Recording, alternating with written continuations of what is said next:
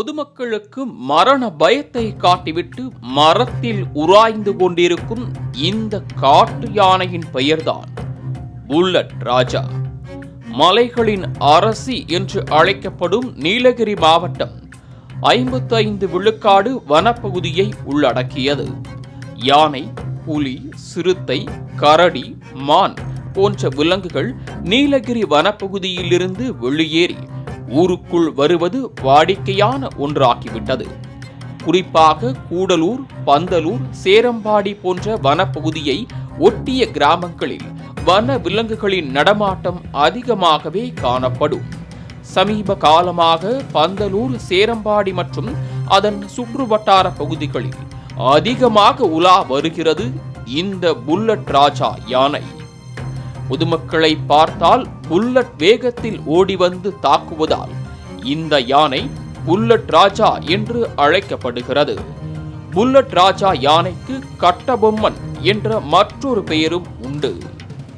இரவு நேரங்களில் அதிகமாக சுற்றித் திரியும் புல்லட் ராஜாவுக்கு தேயிலை தோட்டங்களில் புகுந்து பயிர்களை சேதப்படுத்துவது பொழுதுபோக்கு. கடந்த சில மாதங்களாகவே தனது பழக்கத்தை மாற்றிக்கொண்ட புல்லட் ராஜா யானை அரிசி வைத்துள்ள வீடுகளை மட்டும் குறிவைத்து சூறையாடி வருகிறது. கடந்த ஒரு வாரத்தில் மட்டும் பல வீடுகளை சேதப்படுத்தியது புல்லட் ராஜா யானை. அண்மையில் பந்தலூரில் உள்ள ரேஷ்மா என்பவரது வீட்டின் கதவை உடைத்துக் கொண்டு உள்ளே நுழைந்த புல்லட் ராஜா அரிசி மூட்டைகளை பிரித்து மேய்ந்தது. அம்மா சொன்னியா?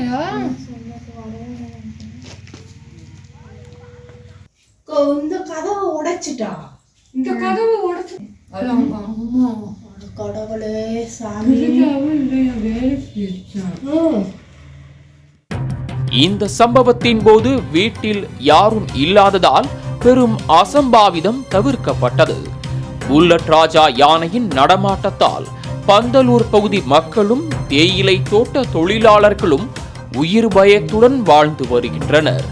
இந்நிலையில் காட்டு யானை தாக்கிய வீட்டில் ஆய்வு செய்ய வந்த வனத்துறை அதிகாரிகளிடம் உள்ளூர் மக்கள் வாக்குவாதத்தில் ஈடுபட்டனர்.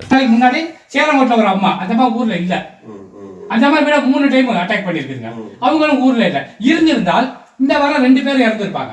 அப்புறம் நாங்க போய் ரோட்ல தான் உட்கார வேற வழி இல்ல. அப்புறம் எங்க மேல கேஸ். என்ன சார் இது நியாயம்? இது வரக்கூடாதுன்னு முன்கூட்டியே உங்களுக்கு சொல்றோம். அப்புறம் நீங்க ஏத்துக்கிற மாட்டேங்கிறீங்க ஏதாவது. யானை வீட்டை சூறையாடிய போது யாரேனும் இருந்திருந்தால் குறைந்தது 2 பேராவது இறந்திருப்பார்கள் என்று புலம்புகின்றனர் பந்தலூர் மக்கள்.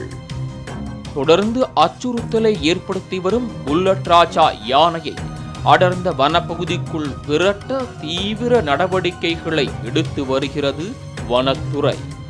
மாலை முரசு தொலைக்காட்சிக்காக பந்தலூரிலிருந்து செய்தியாளர் சுரேஷுடன் சந்துரு.